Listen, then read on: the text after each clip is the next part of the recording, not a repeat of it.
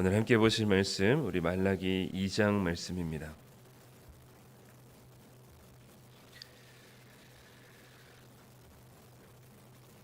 말라기 2장 1절부터 16절까지 말씀 구약성경 1328쪽에 있습니다.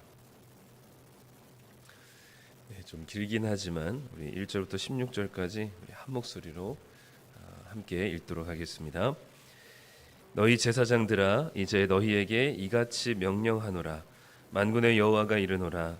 너희가 만일 듣지 아니하며 마음에 두지 아니하여 내 이름을 영화롭게 하지 아니하면 내가 너희에게 저주를 내려 너희의 복을 저주하리라.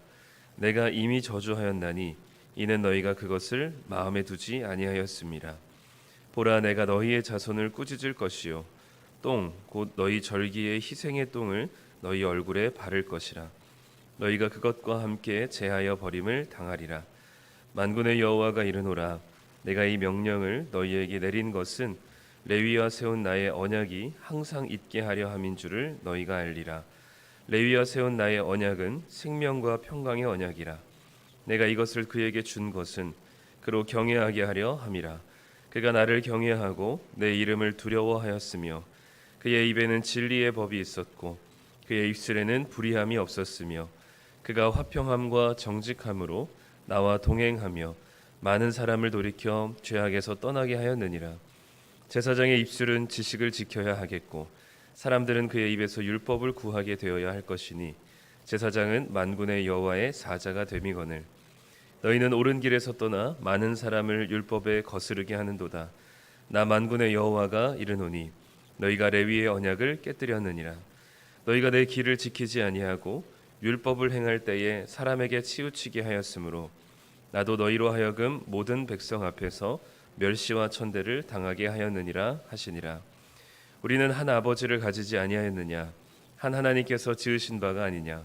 어찌하여 우리 각 사람이 자기 형제에게 거짓을 행하여 우리 조상들의 언약을 욕되게 하느냐?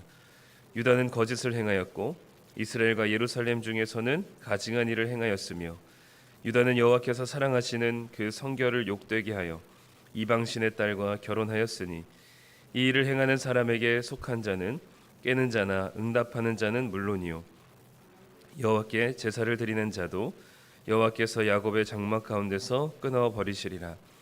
너희가 이런 일도 행하나니 곧 눈물과 울음과 탄식으로 여호와의 제단을 가리게 하는도다. 그러므로 여호와께서 다시는 너희의 봉헌물을 돌아보지도 아니하시며 그것을 너희 손에서 기꺼이 받지도 아니하시거늘 너희는 이르기를 어찌 됨이니까 하는도다. 이는 너와 내가 어려서 맞이한 아내 사이에 여호와께서 증인이 되시기 때문이라. 그는 내 짝이요 너와 서약한 아내로되 내가 그에게 거짓을 행하였도다. 그에게는 영이 충만하였으나 오직 하나를 만들지 아니하셨느냐? 어찌하여 하나만 만드셨느냐? 이는 경건한 자손을 얻고자 하심이라. 그러므로 내 심령을 삼가 지켜 어려서 맞이한 아내에게 거짓을 행하지 말지니라. 이스라엘의 하나님 여호와가 이르노니 나는 이혼하는 것과 옷으로 학대를 가리는 자를 미워하노라. 만군의 여호와의 말이니라. 그러므로 너희 심령을 삼가 지켜 거짓을 행하지 말지니라. 아멘. 네, 오늘 우리 말라기 2장 말씀 볼 텐데요. 우리 말라기는 포로에서 돌아온 이스라엘 백성들이 하나님 말씀대로 나름 열심히 이제 어떻게 보면 이제 바벨론이나 페르시아라는 그 나라에서 70년을 있었기 때문에 거기서 이제 자신의 삶의 터전을 잘 잡고 있었던 사람들이 어떻게 보면 하나님의 그 회복을 꿈꾸고 자기의 것을 다 포기하고 이스라엘이라는 척박한 땅으로 다시 돌아온 겁니다. 나름 그렇게 하나님께 헌신하고 희생한 사람들이 이 바벨론에서 또는 그 포로 기간에서 돌아와서 자신의 이제 옛 터전이었던 이스라엘을 회복하고자 정말 열심히 애쓰면서 살았는데 삶의 형편이 나아지지 않고 전혀 이 삶의 무게가 가벼워지지 않는 이 삶의 좀 고난과 고통의 연속 가운데 있는 이들이 이 하나님에 대한 이 원망과 불평을 이 하나님과의 이 논쟁을 통해서 이 이스라엘 백성들이 드러내고 있습니다. 어제 우리가 이제 첫 번째와 두 번째 논쟁을 살펴봤는데, 첫 번째 논쟁은 하나님이 이스라엘 백성들을 너무 사랑하셨다라는 이야기에 이스라엘 백성들이 발끈하죠. 언제 우리를 사랑하셨습니까? 라고 얘기합니다. 하나님께서는 에돔이 아닌 너희들을 선택한 것이 하나님의 사랑이라는 것을 얘기를 하시죠. 두 번째로 하나님께서 다시 이제 질문을 하시죠. 너희들이 내 이름을 멸시하였다라고 하자 이스라엘 백성들이 우리가 언제 하나님의 이름을 멸시했습니까? 라고 했고, 하나님께서는 너희들이 나에게 가져오는 재물이 병든 것, 저는 것, 제대로 된 재물을 나에게 드리지 않았다라고 이제 이야기를 하시면서 우리 어제까지 이야기를 했습니다. 오늘 우리가 읽은 2장 1절부터 9절까지는 그 두 번째 논쟁에 사실 이 1절부터 9절까지가 포함이 됩니다. 대신에 우리가 앞서서 우리 1장에서 본 두 번째 논쟁이었던 너희들이 재물을 제대로 된 것을 가져오지 않았다라는 것은 백성들에게 하는 이야기고, 2장 1절부터 9절까지는 제사장들에게 하는 이야기입니다. 그러니까 오늘은 절반은 두 번째 논쟁에 걸쳐져 있고요, 절반은 세 번째 논쟁에 있습니다. 그래서 2장 1절부터 9절까지를 이제 한 묶음으로 보면 되는데요. 1절에 보면 너희 제사장들아 이제 너희에게 이같이 명령하노라 라고 되어 있으면서, 앞서서는 재물을 가지고 온 백성들에게 하나님께서 말씀하셨다면 이제는 제사장에게 이야기하시는 겁니다. 한마디로 2장 1절부터 9절까지를 뭐라 얘기할 수 있냐면, 너희들이 백성들이 가지고 온 재물을 잘못된 재물이라고 얘기하지 않고 그냥 그대로 그 재물을 받아서 제사를 허용하게 한 죄를 지금 묻고 있는 겁니다. 이 백성들은 삶이 팍팍하니까 제대로 된 짐승보다는 그래도 먹고 사는 것 때문에 좀 병든 것, 저는 것들, 잘못된 좀 장애가 있는 그런 짐승을 가지고 올 수는 있습니다. 그런데 제사장들은 그것을 가로막고 이렇게 우리가 예배해서는 안 된다라는 것을 가르쳐줄 책임이 제사장들에게 있었는데 그것을 하지 않았다는 거죠.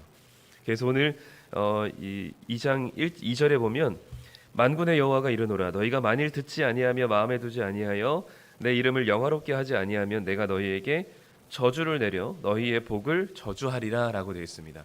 제사장들은 뭐 하는 사람들이냐면 백성들에게 제물을 받아가지고 제사를 드리는데 돕고, 그리고 백성들에게 축복을 해주는, 그래서 이 모세와 아론 시대에 보면 소위 아론의 축복이라고 얘기하죠.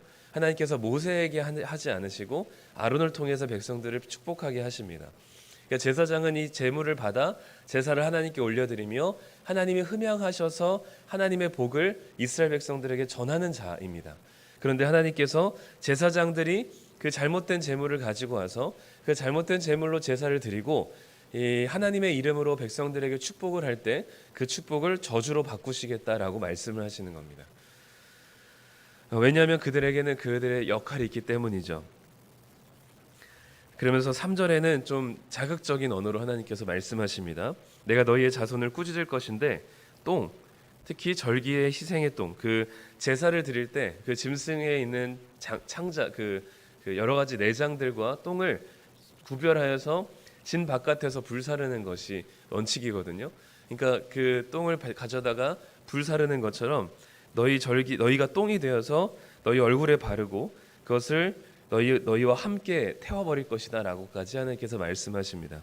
그러면서 4절부터 9절까지 제사장들이 해야 되는 마땅한 일이 무엇인지를 얘기해주고 있습니다. 그것을 레위 언약이라고, 하나님과 약속한 언약임을 인지를 말씀을 하고 있죠. 그래서 4절에 보면 만군의 여호와가 이르노라 내가 이 명령을 너희에게 내린 것은 레위가 세운 나의 언약이 항상 있게 하려면 함인 줄 너희가 알리라. 레위가 세운 나의 언약은 생명과 평강의 언약이라. 그리고 내가 이것을 그에게 준 것은 그로 경외하게 하려면 함인데 내 이름을 두려워하고 그들이 제사장들이 나를 경외하고 내 이름을 두려워하고 6절에 보면 그의 입에 진리의 법이 있고 그의 입술에는 불의함이 없고 화평함과 정직함으로 하나님과 동행하며 많은 사람을 돌이켜 죄악에서 떠나게 하고 제사장의 입술은 지식을 지켜야 하고 사람들은 그의 입에서 율법을 구하게 되어야 할 것이니. 하나님이 이스라엘 백성, 특히 레위 자손들, 하나님의 제사장들과 맺은 언약이 이러한 언약이라는 거죠. 그래서 그 레위 언약은 한마디로 생명과 평강의 언약인데 그것은 제사장들이 누구보다 하나님을 경외하고 하나님의 이름을 두려워하고 진리를 말하고 공의를 선포하며 많은 사람들을 돌이켜서 죄악에서 떠나게 하는 것이 바로 레위 언약으로 하나님과 이 제사장 사이에 맺은 언약이라는 거죠. 그런데 8절에 보면 어떻게 했어요? 제사장들이 너희는 옳은 길에서 떠나 많은 사람을 율법에 거스르게 하여서 레위 언약을 깨뜨렸느니라 라고 말씀합니다. 누구보다 하나님을 경외하고 본을 보이고 하나님의 말씀을 전하고 율법으로 하나님의 말씀을 백성들을 죄에서 하나님의 말씀으로 돌이키는 일들을 제사장이 해야 되는데 잘못된 재물을 가지고 와도 오케이. 저는 재물을 가져와도 오케이. 모든 것들을 다 받아들이면서 그것들이 당연하고 괜찮다라고 여기면서 잘못된 삶을 살아가고 있는 이스라엘 백성들에게 단 한마디도 하지 못하는 제사장들의 모습을 보여주시면서 하나님께서 이제 제사장들에게 이런 말씀을 하시는 겁니다. 그러면서 제사장들을 가리켜서 7절에 보면 제사장은 만군의 여호와의 사자다라고 얘기합니다. 그러니까 만군의 여호와의 특사인 것이죠. 그래서 이 백성들을 하나님의 말씀으로 돌이키는 일들을 해야 되는 특별한 사명을 가진 하나님이 보내신 자들인 거죠. 그렇게 언약을 맺고 그들의 직분을 감당하기로 결정을 했었던 것이죠. 그런데 제사장들이 그 역할을 감당하지 않았던 것입니다. 우리에게는 우리가 이제 뭐 제사장을 여러 가지로 해석할 수 있겠지만 이미 우리가 신약 시대를 살아가고 있는 우리들에게는 제사장은 바로 우리들에게 주어진 책무입니다. 이 세상이 하나님을 모른 채 또 하나님을 거부한 채 또 하나님이 보이지 않기 때문에 하나님과는 상관없는 삶을 살아가고 있는 이 땅에 하나님께서 주신 이 기준과 말씀을 따라 이 땅의 백성들을 하나님께로 돌이키는 일들을 우리에게 부여하셨습니다. 그래서 우리는 제사장, 하나님의 거룩한 제사장으로서 왕 같은 제사장으로서 우리를 부르셔서 이 땅에 하나님의 복이 무엇인지를 알려줄 사람들인 것이죠. 그렇기 때문에 우리의 삶을 통해서 우리는 먼저 하나님을 누구보다 경외하고 그의 이름을 두려워하며 진리를 말할 줄 알고 공의를 선포하고 많은 사람들을 죄악으로부터 떠나게 하는 특사가 바로 우리들의 모습인 겁니다. 그렇기 때문에 우리는 나 혼자 구원받고 잘 살고 천국 가는 것이 우리의 구원의 목적이 될 수는 없어요. 그것이 우리의 최종적인 목표가 될 수 없습니다. 우리는 내가 구원받았을 뿐만 아니라 우리가 하나님의 특사가 되어서 이 땅의 많은 자들을 주님께로 돌이키는 일을 우리에게 부여하신 것이죠. 그렇기 때문에 날마다 우리의 사명이 무엇인가를 생각해 볼 필요가 있습니다. 우리가 우리의 삶에 가장 소중하게 생각하는 것보다 훨씬 더 중요한 가치를 만나게 되면 우리는 그것을 위해서 목숨을 던져도 아깝지 않는 사람들이 바로 인간이에요. 그래서 우리가 어떤 사람은 그 자신이 평생토록 생각하고 있는 정치적인 이념이 자신의 목숨보다 더 소중한 위대한 가치라고 생각할 때 그 정치 이념을 위해서 자신이 분신도 하기도 하고 또는 자기의 감옥에 가더라도 감옥에 갈지라도 자신이 그 시위를 하거나 또는 과감하게 그런 이 전투적인 모습을 보여주는 이유는 뭐냐면 인간은 자기의 목숨보다 더 소중한 위대한 가치를 받아들이게 될 때 그 가치를 위해서 살아가는 존재인 거죠. 그렇기 때문에 우리는 우리의 목숨보다 훨씬 더 중요한 가치를 만나야만 합니다. 그래야 우리는 이 땅에서 우리에게 주어진 우리 목숨보다 먹고 사는 것보다 훨씬 더 중한 그리고 위대한 하나님 나라의 가치를 발견하게 될 때 우리는 그때 이 하나님의 특사로서 우리가 먹고 사는 것에 집중하지 않고 우리가 그 위대한 가치를 따라 살아가는, 즉 하나님 나라가 이 땅 가운데 임하고 그 하나님 나라의 질서가 이 땅 가운데 분연히 드러나게 되는 그 삶의 가치를 목적으로 하고 살아가게 될 때 우리는 제사장들처럼 잘못된 재물을 가지고 왔을 때 또는 하나님의 말씀대로 살지 못하며 공의와 정의가 무너진 이 세상 가운데 선지자적인 목소리를 낼 수 있는 겁니다.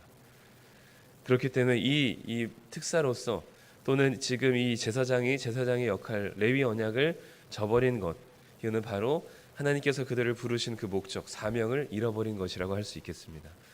그래서 두 번째 논쟁은 재물을 잘못 가지고 온 백성들과 그 잘못된 재물을 가져온 백성들을 백성들에게 올바른 길을 인도하지 않는 제사장들에 대한 하나님의 말씀을 통해서 너희들이 나를 멸시했다라고 하나님께서 말씀하십니다. 10절부터 16절까지는 세 번째 논쟁에 해당됩니다. 여기서 뭐 딱히 질문이 없어 보이는데요. 중간에 나옵니다. 중간에 뭐라고 이스라엘 백성들이 질문하냐면 13절입니다. 너희가 이런 일도 행하나니 곧 눈물과 울음과 탄식으로 여호와의 제단을 가리게 하는도다. 그러므로 여호와께서는 너희의 봉헌물을 돌아보지도 아니하시며 그것을 너희 손에서 기꺼이 받지도 아니하시거늘 너희는 이르기를 어찌 됨이니까 하는도다.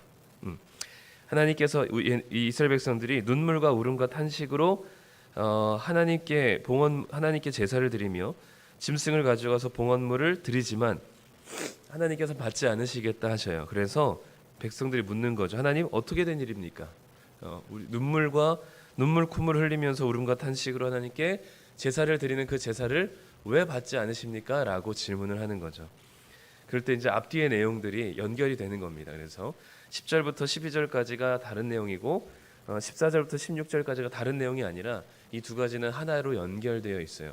특별히 세 번째 논쟁에서 하나님께서 그들의 제사를 울음과 탄식으로 드리는 제사임에도 불구하고 받지 않으시는 이유는 뭐냐면 그들의 결혼에 있었습니다. 특별히 뒷부분부터 먼저 볼게요. 14절에 보면 너희가 이르기를 어찌 됨이니까 하는도다. 이는 왜냐하면 너와 내가 어려서 맞이한 아내 사이에 여호와께서 증인이 되시기 때문이라. 그는 너의 짝이고 너의 서약한 아내로되 내가 그에게 거짓을 행하였도다라고 얘기합니다. 하나님 이스라엘 백성들이 결혼한 젊어서 맞이한 그 와이프 아내에 대한 신실한 태도를 보이지 않고 그들에게 거짓된 모습으로 대하고 있다는 거죠. 하나님께서 15절에 보면 하나님께서 그 성령 영이 충만하였으나 하나를 만든 이유는 뭐냐면 경건한 자손을 얻기 위함이다라고 얘기하면서 다시 한번 어려서 맞이한 아내에게 거짓을 행하지 말지니라라고 얘기합니다. 그러면서 16절에 보니까 이스라엘 하나님 여호와께서 이르노니 나는 이혼하는 것과 옷으로 학대를 가리는 자를 미워하노라. 하나님께서 이혼하는 자를 미워하신다고 이야기합니다. 여기서는 맥락이 중요해요. 지금 남성들에게 이야기하는 것이고 남성들에게 특별히 젊어서 맞이한 아내에게 신실하지 못하고 거짓을 행하는 자들을 얘기합니다. 즉 거짓을 행한다는 것을 뭐냐면 이 젊어서 맞이한 아내를 강제 이혼하는 거예요. 그래서 16절에는 이혼하는 자를 미워한다 말씀하시는 겁니다. 그러면 왜 이스라엘 백성들은 젊어서 결혼한 아내와 신실한 결혼 생활을 하지 않고 이들을 학대하고 또 꼬투리를 잡아서 강제 이혼을 했는데 왜 그런 일들을 했을까라고 보면 10절부터 12절까지 나옵니다. 특별히 11절에 보면 11절에 유다는 거짓을 행하였고 이스라엘과 예루살렘 중에서는 가증한 일을 행하였으며 유다는 여호와께서 사랑하시는 그 성결을 욕되게 하여 이방신의 딸과 결혼하였으니 즉 왜 이스라엘 백성들이 남자들이 자신의 젊어서 결혼한 사람과 신실하게 살지 못하고 이들을 학대하고 괴롭히고 결국에는 꼬투리를 잡아서 강제 이혼하는가 봤더니 이방 여인과의 결혼을 위해서 그렇게 한 겁니다. 그래서 여기서 11절에는 표현이 이방 신의 딸과 결혼했다. 이것은 하나님에 대한 지금 자기의 본처에 대한 신실하지 못한 거짓을 행한 것이기도 하고 또 11절 말씀에 따르면 하나님과 그 언약을 어기고 하나님과의 언약을 신실하지 못하게 어겼던, 그래서 이방 여인과 결혼했다라고 얘기하지 않고 이방 신의 딸과 결혼했다라고 표현을 하신 거죠. 이방 여인과의 결혼을 위해서 아내를 학대하고 꼬투리를 잡아서 강제 이혼합니다. 이것이 이제 느헤미야에 보면 느헤미야 에스라의 끝자락에 보면 이 현상들을 또 느헤미야 에스라도 꼬집고 있어요. 그러니까 당시 포로에서 돌아와서 한 100년 동안 살아가면서 당시에 너무나 만연했던 것 중에 하나가 뭐냐면 자기의 젊어서 결혼한 이스라엘 동족과의 결혼한 이스라엘 사람을 버리고 이방 여인과 결혼한 일들이 너무 흔해졌어요. 그래서 12절에 보면 이렇게 말씀하십니다. 이 일을 행하는 사람에게 속한 자는 깨는 자나 응답하는 자는 물론이요 만군의 여호와께 제사를 드리는 자도라고 얘기하죠. 세 부류가 나옵니다. 깨는 자, 응답하는 자, 제사를 드리는 자. 깨는 자는 뭐냐면 깨어 있는 자라는 뜻입니다. 즉 이 얘기는 뭐냐면 리더를 앞서가는 자. 그러니까 앞서가는 자들이 먼저 이방 여인과 결혼을 하는 겁니다. 그러니까 응답하는 자는 누구냐면 그 깨어 있는 자를 따라가는 자들이에요. 백성들을 얘기하는 거죠. 응답하는 자도 그 깨는 자를 따라가서 이방 여인과 결혼합니다.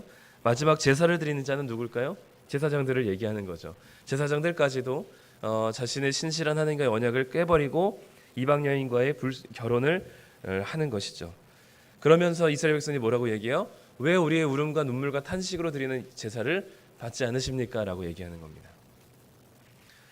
세 번째 논쟁이 이거죠. 하나님께서 우리에게 요청하시는 바, 아마도 당시는 남성 중심적이고 가부장적인 사회였기 때문에 여자가 이혼한다는 것은 여자의 잘못보다는 아마 남성이 의도적으로 이혼한 것이 가장 크고, 오늘 특별히 본문에서는 이방 여인과의 결혼을 위해서 이스라엘 동족의 여인과의 결혼을 깨뜨리는 그 신실한 그 약속 언약을 깨뜨리는 모습을 보여주게 됩니다. 아마도 이스라엘 백성들에게는, 남성들에게는 이 여인을 함부로 대하는 것이 너무 자연스러웠을 거예요.